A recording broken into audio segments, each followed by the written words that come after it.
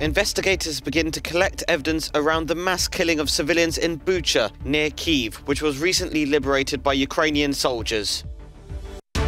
The newest US Supreme Court Justice and the first black woman to sit on the bench, Katanji Brown Jackson, makes her first comments since her confirmation. Ukrainian investigators have begun the grisly task of exhuming a mass grave in Bucha. Shocked residents look on as their friends and neighbours are laid solemnly on the ground. International teams are in the early stages of what police say will be a war crimes case targeting Russian troops who occupied the Kyiv commuter town. And in Kramatorsk, Friday's rocket attack that killed at least 52 people has left hospitals completely overwhelmed. 2 missiles hit the train station. The local governor has said that at the time there were 4,000 people there, eager to flee to the west of the country. Among the casualties are many wounded, now without arms or legs. Ukraine's president insists the world must take action. He says all of the world's leading states have already condemned Russia's attack on Kramatorsk. We expect a firm global response to this war crime. Like the massacres in Bucha, like many other Russian war crimes, the missile strike on Kramatorsk must be one of the charges at the tribunal, which is bound to happen. And in the aftermath, destruction everywhere. As people try to digest why a railway station with thousands of civilians was hit, the Kremlin has denied any involvement, saying the attack was a Ukrainian false flag operation. A military spokesperson says the armed forces of Ukraine attacked the railway station in Kramatorsk with a Tochka-U tactical missile. These missiles, the fragments of which were found near the Kramatorsk station, are used only by the armed forces of Ukraine. And elsewhere, the war trudges mercilessly on. Here in Kharkiv, houses were hit by strikes. In seconds, everything these people have strived for is gone.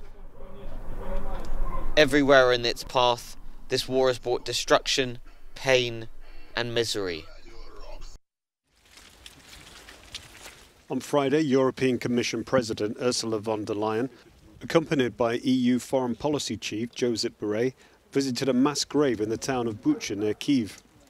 Images from the town have shocked the world, and the mass killing of civilians has been widely condemned by the West as war crimes. Looking visibly shocked, von der Leyen said that we stand by your side and we will support you in any way we can. The unthinkable has happened here. We have seen the cruel face of Putin's army.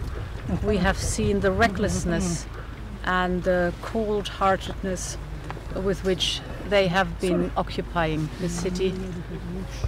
Here in Bucha we saw our humanity being shattered, and the whole world is mourning with the people of Bucha. Moscow continues to deny accusations of war crimes, saying the images in Bucha were fake and staged. Body bags and mass graves are hard to deny, though. And chillingly, scenes in nearby Borodyanka are described as being even worse. The EU is finally striking Russia's energy revenues. From August, the bloc is stopping its coal imports for good. An embargo will come into force as part of a 5th round of sanctions, fueled by war atrocities in Ukraine, and just given the green light. If anything, the effort is symbolic, with oil and gas being the real deal, experts say, amid calls to break taboos. This coal ban is not gonna eat Putin much. Europe pays every day around 10 million euros for the coal it gets from Russia, but on the other hand, it pays 850 million euros every day for the oil and gas it gets from Russia. So it is crystal clear that in order to have an impact, a real impact, Europe needs to talk oil and gas sanctions as of now. That's where we need to hit Putin. That's where his economic interests are. A full asset freeze of 4 Russian banks is part of the fresh round of sanctions as well. Ships flying the Russian flag won't be able to enter European ports. And like Russia and Belarus, registered trucks will only be allowed to operate in the bloc if carrying food, humanitarian aid, medicines and energy. a sector Ukraine considers critical to curb Putin's drive for war. This is a really good signal that the pressure on Russia is increasing. It continues to increase. Of course, our request to our partners, especially in Europe, is very clear. We want to have, we want to cut the sources for financing the war by Russia. And Russia receives about 1/3 of their public revenues and budgets from exporting oil. So that's why we are so keen on oil embargo. EU governments agreed to start working on a 6th round of sanctions, this time to include oil imports, with Germany and Austria initially opposing the idea, although there are signs of Berlin's growing acceptance. Hungary, though, is openly against. Pedro Sacadura, Euronews, Brussels. Talented 12-year-old Elisa Stregonkova fled the bombs in Ukrainian capital Kyiv for Velletri, a town on the outskirts of Rome. Here she is able to continue to follow her dream of one day becoming a professional dancer. It's all thanks to retired ballerina Claudia Zaccari. That's how I met Elisa, because I had already noticed her in 2 contests. I had noticed her in a competition in Portugal and one in America. When the war started and we saw that people were beginning to flee, I called them and told them that I was offering my house and an apartment. Elisa has not just found a new home, she's also found a new dance school.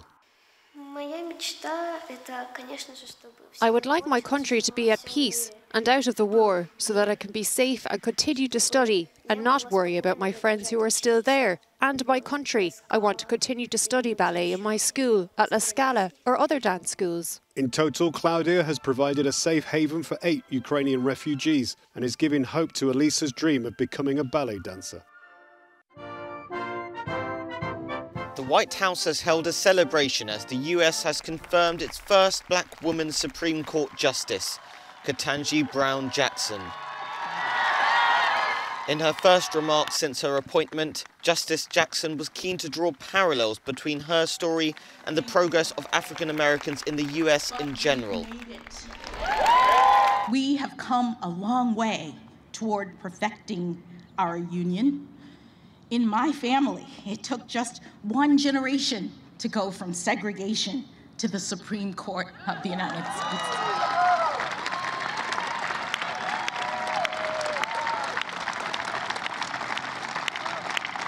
On this vote, the yeas are 53, the nays are 47, and this nomination is confirmed.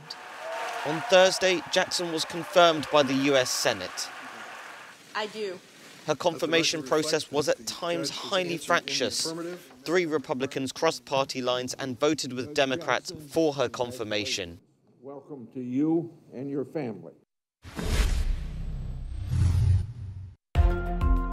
Spacex has successfully launched a crew of 4 astronauts on its Crew Dragon spacecraft. The group includes 3 private customers who have reportedly paid millions for the experience. Using the commercial aerospace company Axiom Space, the group will dock with the International Space Station, staying for 8 days. They'll be the first entirely private crew to visit the Space Lab. The EU has imposed sanctions on the 2 adult daughters of Russian President Vladimir Putin following a similar move by the US.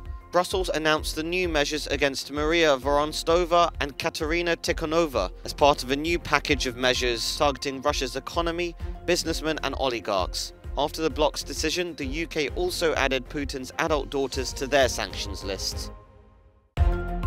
The Motion Picture Academy has banned Will Smith from attending the Oscars or any other Academy event for 10 years, following his slap of Chris Rock at the awards event. Smith resigned from the Academy last week during the run-up to the meeting and said he would accept any punishment the Academy handed down. It's not clear if he could be nominated for an Oscar during his ban. Yemen's exiled president has stepped aside and transferred his powers to a presidential council as international and regional efforts to end the country's long-running civil war gain momentum. Saudi Arabia has called for talks with Houthis who control the north of the country and have been battling the Saudi-led coalition. Both sides have agreed on a 2-month truce that began on Saturday.